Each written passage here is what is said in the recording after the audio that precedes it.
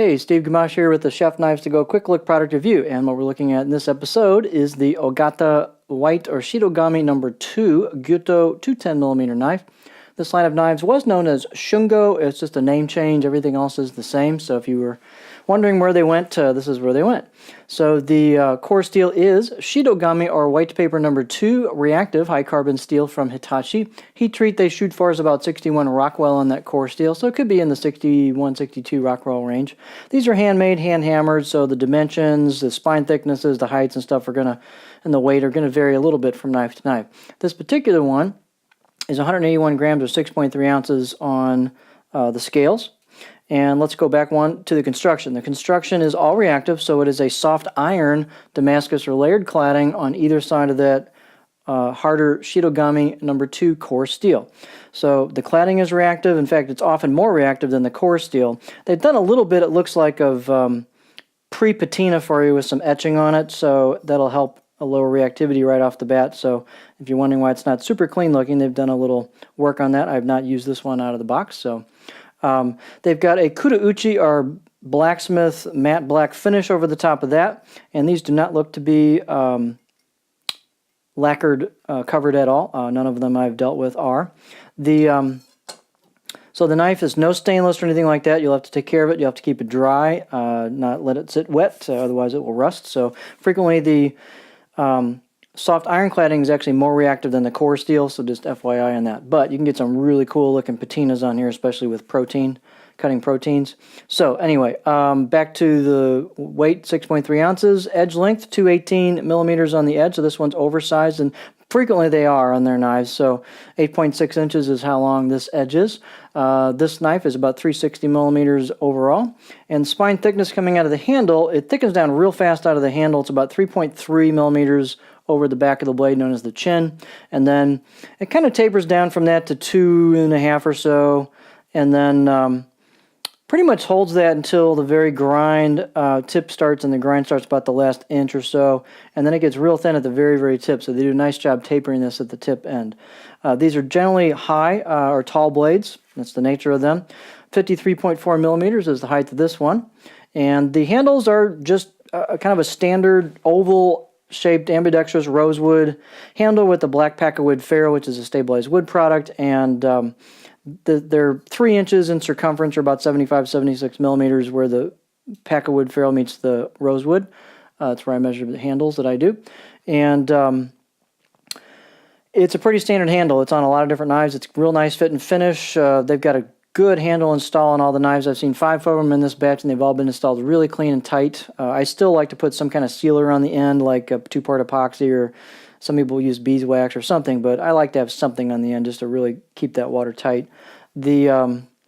One of the characteristics of their knives is that they've got, again, tall knives, and also the necks are pretty thin, and they usually give you room for a pinch grip here for your finger in the neck. So what that does is give you tons and tons of board clearance. So if you've got bigger hands, if you've got bigger fingers, thicker fingers, and you want some extra clearance, this combination really lends itself to that. So that is a characteristic of their Gyuto knives. So here is a close-up look at it.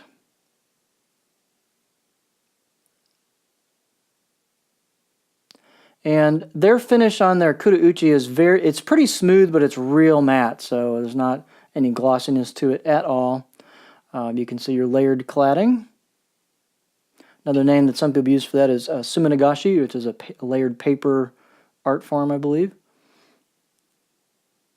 The left side of the blade does have hand-chiseled kanji, and if you run your fingers over it, you can feel it. Unfortunately, it gets kind of lost in the texture and the Kudauchi finish that they layered over the top, and some of these, the mottled textures. But it is there. They've got a generous blade road on these, so what they do is grind them nice and thin at the edge. So these are really good performing knives. And the grinds are usually done quite well and pretty consistently. The edge profiles are usually butter smooth, so they take some time and attention on where it counts on these blades.